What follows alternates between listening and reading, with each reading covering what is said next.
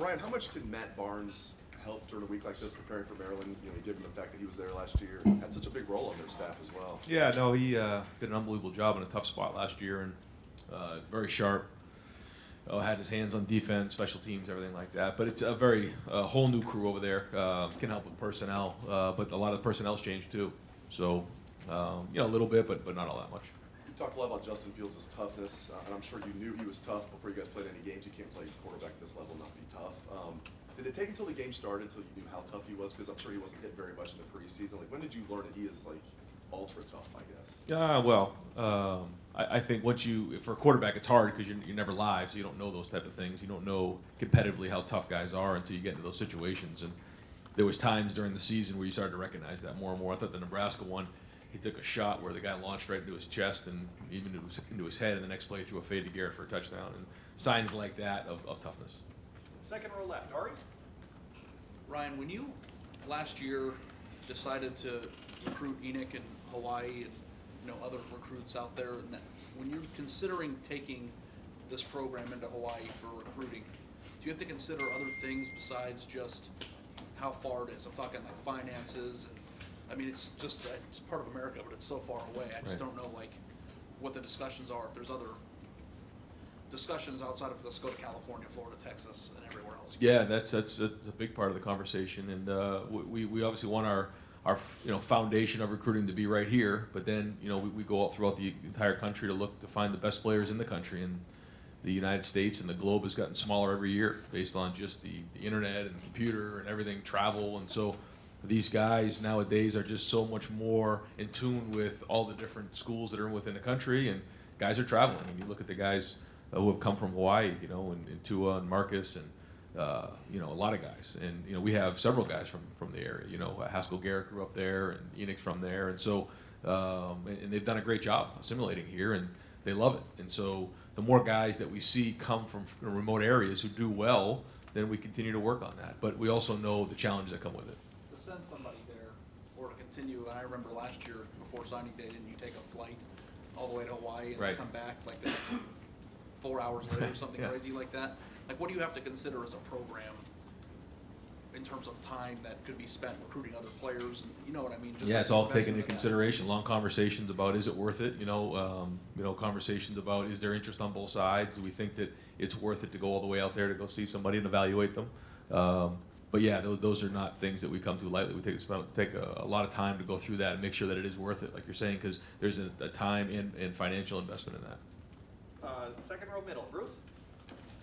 So I'm looking at the Maryland game last year, and they scored 7 touchdowns and 51 points, and they rushed for 3 something.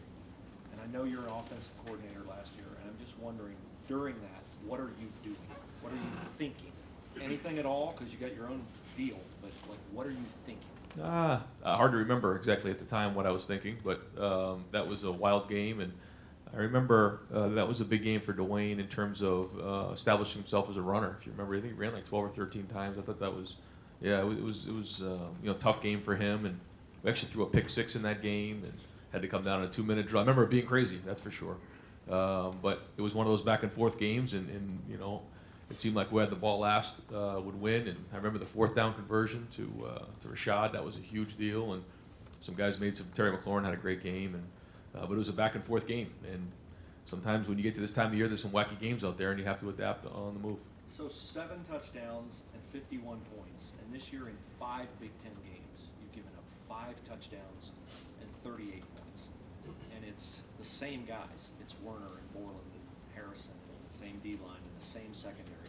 And I just wonder if you can help me and us understand how can that defense be this defense? I think there's a lot of things. There's a lot of different, in terms of maturity, these guys are all a year older, and they're that's all changed. The scheme has changed. So there's a lot that goes into it. The offenses we're seeing are different. This team's hungry. I think they all really enjoy playing with each other, and I think that it's a conversation that would take more than just one answer. On why so far to this point, they played at this level, but they got to bring it every week now, and it's going to be the same thing, and it's only as good as you played the last week. So the challenge is going to continue, and every team that comes out there is going to want to score points and prove that they can move the ball against our defense. So, again, new challenge this week. They're dangerous. They got athletes. They're well coached. They got good scheme. So, another challenge for us. Is it a conversation where the answer is just outside the code of a football coach like yourself saying, we were playing the wrong scheme, or we were playing too complex of a scheme for our guys? I'm sure you're sensitive to that because you don't want to light up guys who were here before. But from the outside looking in, the explanation is hard to find on anything other than that. I think there's a lot that goes into it. I don't think it's as simple as that, but and again, I think so much of it has to do with a bunch of guys who sat around for a whole off season and heard that they struggled and they came in with something to prove, and they worked really hard in the off season, got bigger, stronger, really dove into the defense and created great relationships with the coaches, and now they're playing at a high level. Over here to the right, Clay. College football playoff poll comes out tonight. You'll take note of that. How important is it where you are in the first one? And what's the message once it comes out? I think it's for the fans. I mean, it doesn't mean anything to us because if we lose this weekend, we're not going to be in the top 4. That's for sure. So what matters is where we're at once we're done with the season, the regular season. So none of that really matters to us. Aren't you a little curious? Not really. No. Because again, it doesn't matter if we don't continue to win. Then what matters is the record at the end of the season and where you rank at the end. So that does not matter to us. Right in front, Tom. 8 games into the season, Coach, what's your biggest concern right now? I mean, obviously, you got 4 games to go in the regular season, but what do you guard against now? Well, I think that at this time of the season, you're into November, and crazy things can happen. So we have to continue to stay focused on the things that have got us to this point, and the discipline, the toughness, taking care of the football, tackling, because kids are impressionable in nowadays, and everybody wants instant gratification. And at this point of the year, only thing that works is continuing to go back to the things that have worked. And we just can't get bored with that. We have to continue to embrace that, understand how important it is, and that's a huge part of being tough, is being disciplined enough to do the same things week in and week out and not stray from that, or stray from that, and start to fray as a team. So that's the focus, and that's the coaches and the leaders and everybody involved in the program to make sure we stay locked in on that. You really hound them now, because there's some big games looming. We can all read the schedule, but do you hound them like, hey guys, we got to stay in the moment? Oh yeah, for sure. But again, if you're where we're at right now and you're undefeated at this point of the season, they're all big. And if you don't think they're big, try losing one. See how that goes. I mean, they're all big. So we got to stay locked in on today's practice. We got to stay locked in on this week, and then we go from there. Third row right, Rob. Ryan, big-time college athletics has gotten to the point where almost like fun is a dirty word. And yet this team seems to really enjoy what they're doing. And I know winning has a lot to do with that, camaraderie has a lot to do with that, but how do you foster that? Do you have to remind yourself at times that this is a game and that they're supposed to have fun, and moving forward, how do you balance that? Is that an objective, to enjoy what you're doing? Yeah, it is. It is, and I think there's a flow to that, where what I mean by that is at different times of the season, fun is different. So when you're having a mat drill at 5 in the morning on a March 15th or something like that, or you're having a preseason meeting at 8 o'clock at night on August 7th, like you can find ways to make that fun for the guys. And we always want to make sure that those guys always leave here wanting more, and they enjoy coming through the building, and they feel confident about their relationships here. And it's an environment where they feel safe and want to come in and have fun every day and enjoy that. This time of year, fun's a little different. Fun is winning, and fun is being part of a team and working towards a goal and working through adversity and those type of things, and not silly, goofy fun. There's a difference, and so we've worked hard to get to ourselves to this point, and we owe it to each other to make sure we're locked in on that. Do you have to plan that? I mean, is that something that's just your personality? I know, a few years ago there was the grind, which that doesn't sound like a lot of fun, but not to knock that, but is that who you are, or is it something that when you look at your strategy, that you actually work that in? Well, I think you can go through this profession and this life and to go through seasons, and all of a sudden you wake up in 10 years and you realize maybe you didn't have any fun. and you have to do that. You have to, wake up and smell the roses and enjoy what you're doing, and that's a big part of it. I don't think that's right now though. Where we're at, we've worked hard to get to this point. Now we got to stay locked in, and it is time to grind. It is very serious now. But that's why you pay it ahead. You pay it forward, and that's why in preseason camp, we'd almost start every meeting here with guys dancing and having fun and doing those type of things, because you want those guys to realize that this is a place where they can really enjoy it, and they love coming to the building every day. And if you're vested into it that way, and you like that, you're gonna show up with energy. Then I think it makes for a better environment. Front row right, Tim? Yeah, following up a little bit on that, Ryan, about the CFP tonight, though, is there a sense of pride that y'all have put yourselves in the conversation, if you follow my drift? I mean, that you are there, it's there, if you take care of business, do you reinforce that with your team too? That Yeah, and in the team meeting, I said, congratulations, you're relevant in November. I mean, there's something to be said for that, absolutely. That's where you want to be right now in November, is be relevant, and we are. So that's good, but the rankings and all that stuff, really shouldn't be any of our focus. The other thing, as you look at Maryland just defensively, what is different about them this year that you can explain to the folks that they'll see on Saturday that's caught your eye? Yeah, they have a combination of 4 down, 3 down, kind of like a lot of people do, but they give you a lot of different looks. And I thought they played one of their better games last week. They were running around, they were playing really hard, even when they got down a few scores. Guys were still playing really, really hard, running to the ball. And so they're similar to last year in a little bit of their structure, but a whole new scheme in terms of the coaches that are involved with it.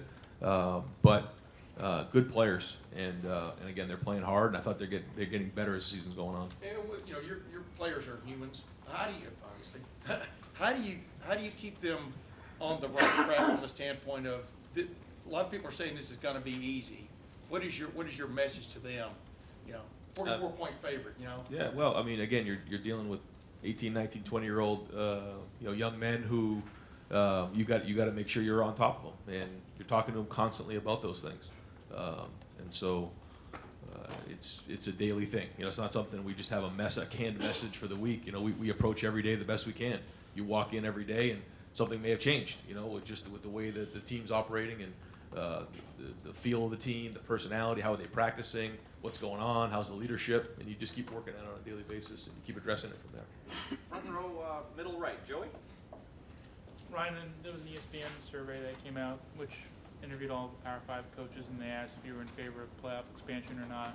You were in the group that was in favor of expansion. Could you maybe elaborate on kind of what you would like to see from expansion long term? I don't think now's the time to really get into all of that, but I do believe that if you win your conference, then you should get into some sort of playoff. But I'd rather not get into all that. I think that's a great conversation for the offseason.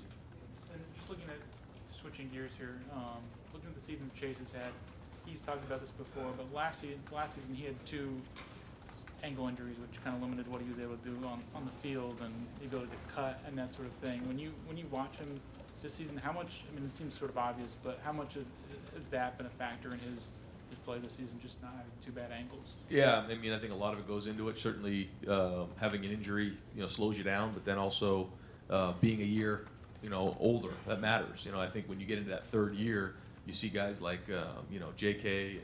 and Jeff Okuda, different guys have really taken off in that 3rd year, and I think there's a little bit of the injury and a little bit of being in their 3rd year. Far left, Lori? Coach Day, we've talked a lot about getting players out of a game, watching for injury, getting them rest, but is practice enough for these guys to stay sharp, or do they need a certain amount of reps in a game? Do they need to stay in a certain amount of time for them to maintain the sharpness even though? That's a great question. I think that guys need to play, and they need to play in games for sure. And so every game we go into, we're ready to take the thing into the 4th quarter, win a game in the 4th quarter, and play 60 minutes, and we go from there. We try not to think too far ahead of that, because then we start getting ahead of ourselves. So that's it. The same thing's going to happen this week. Guys are going to be ready to roll. They're going to play, and they're going to play 60 minutes, and we're going to win the game in the 4th quarter and go from there. Are you a guy that keeps track of numbers during a game? If you see J.K. with 199, will you try to get him 200, or is that a factor at all when you're thinking of playing? Rarely. rarely will that be something that we take into consideration. If you're into that type of scenario in a game, it's really about what's best for the team and what's best for the individual in terms of keeping them healthy. Third row right, Dylan. As you enter into November and the stretch run, do you sense there's a heightened sense of urgency with your team? Is that something you even want to see, or do you kind of just want to go status quo, like a machine moving forward week in, week out? Or? A little bit of both. I mean, you want some consistency. You want to keep that same routine in place. But I think as the weeks go on and we continue to do well, I think there's more and more at stake, and I think the guys feel that. I'm sorry. Front row left, Doug. You guys have worked Garrett Wilson in some spots in return game. He's had a role offensively with receiver. When you have any player like that, I know your goal is win Saturday and that's it, and you want to have players who can help you win on Saturday. But is there also some kind of like development plan for a career for a guy like that? Like, hey, we think Garrett Wilson, for instance, can really help us when he's a sophomore and when he's a junior. Therefore, we think as a freshman, this is what would be best for him as he tries to be a good player when he gets older. How do you factor any of that in with an individual player to what you're trying to do as a team right now? Yeah, I think you try to get guys ready to play as soon as possible, and some guys come in at mid-year, some guys come in there in the summer, and so there's a little bit of a learning curve there. But for the most part, when someone comes as a freshman, their ability level is at a certain level, and then their skill and discipline's at another level, and so we try to bring guys along as fast as possible. But in our program, there's so much time that's put in the off season, so that when you get into year 2, when you get into year 3, you have such more vested into the program, and you also have an advantage because physically, understanding the scheme, just the whole thing, leadership-wise, you've been through off seasons with Coach Mick in the off season. That all matters, and it also matters within the program too. And so, guys who have been here for a while, they have the right to have the first shot at things. And then as guys start to earn their stripes, they start to earn more and more. And I think that's the way an organization should work. You and Mike Loxley, this is not unusual for coaches. You have lots of experience working with quarterbacks. Guys like that, when you are recruiting quarterbacks, the fact that you and Coach Loxley and other people have coached that position specifically, how does that help you in recruiting quarterbacks or in developing quarterbacks when you, as the head coach, are kind of a quarterback person? I think when you're recruiting somebody and they understand that the head coach is involved with that position, I think it matters because they understand that it's going to be friendly that way, and you're going into a situation where the head coach isn't a defensive coach, where the quarterback maybe doesn't get as much attention or consideration, I guess. But certainly when the head coach has a quarterback background, that is going to be taken into consideration, and it's, I guess, quote-unquote quarterback friendly, for lack of another term. But I think it does matter because, you're going in there as the head coach with a background and, a resume of work with quarterbacks. And I think today's day and age, recruits want to see that. They want to know, what have you done? It's one thing to say something. It's another thing to show them what you've done. And then you combine that with, with the position coach, I think it makes a big deal. And last thing, we've been talking a lot about the Maryland game last year. Coming off that Maryland game last year, you guys go out and beat Michigan, and you win the Big Ten championship. You go and win the Rose Bowl. Did you feel like, as an assistant on that staff, was that like a line in the sand of like, man, like we can't live like this anymore? Like we were maybe lucky in some ways to win that game. You gutted it out, but also if a 2-point play goes a different way, you lose that game. Did that feel like? What did that feel like? Just coming off a nail biter like that, because you guys responded and beat 3 good teams to end the season last year? Well, I mean, I think on offense, what it allowed us to do was, I think Dwayne at that point established himself as a runner, and he was a little bit more of a threat, and I thought that changed us on offense a little bit. As a team, I mean, I think as a team we were always going and looking to attack, but I thought to go into that game and win in 2-minute drills, red zone. I mean, there was just a lot of situations going on right there. Short yardage, overtime. You just learn a lot about your team in a game like that. You got to gut it out. And I thought that kind of, as tough as that game was, it catapulted us through the rest of the season, like you're saying. Front row right, Bill. Yeah, Damon Arnett's story has been told quite a bit this year, how he was one step out the door. When you evaluate what he has done this year, what stands out to you the most? I think it's so cool when you see somebody walk down a hallway and tell you the best decision I made was coming back, and he tells people around the facility that he loves them. And I think that just goes to show you how much he put into this program. And he got his degree this summer, and to play the way he's played and to put the work in, and then see all that stuff show up on the field and everything that he put in the off season, on and off the field to get to where he is right now. But then also play at a high level. It's a success story. One of many here at Ohio State. But really proud of the way he's approached it, and the strides he's taken in the last year has been unbelievable, and it's all well deserved because he put a lot into it. And you're playing against one of your former players, Keandre Jones, plays for Maryland, that played pretty well. Sounds like that was a very, no friction, no problem with him. What would you want to say about Keandre and the success he's had at Maryland? Yeah, it's great to see him playing with a lot of passion and effort, and nothing but respect for he and his family, and got an opportunity to go closer to home, and so we supported that the best we could. Certainly didn't want to see him leave, but we also understand, and I'm glad that things are working out for him. Second row left. Matt?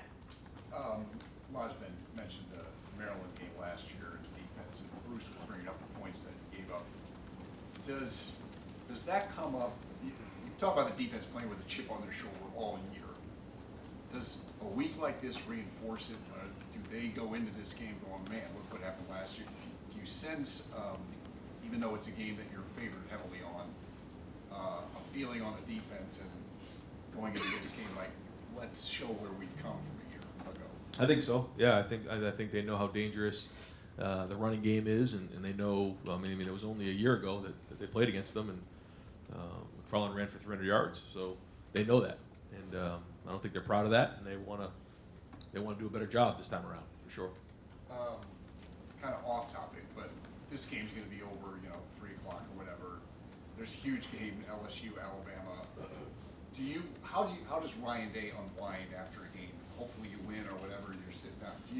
If there's a big game, you sit down and, hey, don't bother me, I'm going to watch this, or you're a fan. Will you take that in? I'm just curious. Yeah, I've said this before. One of my favorite things to do is after a noon win, go home, sit in a recliner with the family, order food, and watch games. And I love that. That's some of my favorite memories.